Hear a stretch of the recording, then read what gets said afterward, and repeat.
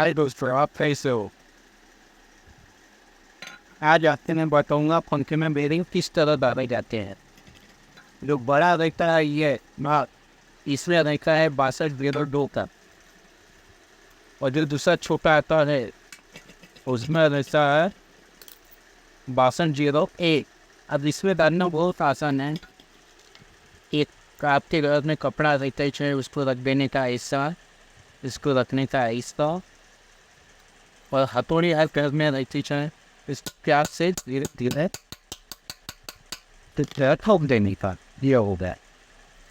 दूसरा भी ऐसी है, इसको प्यार से ऐसा करने का, धीरे धीरे हल्का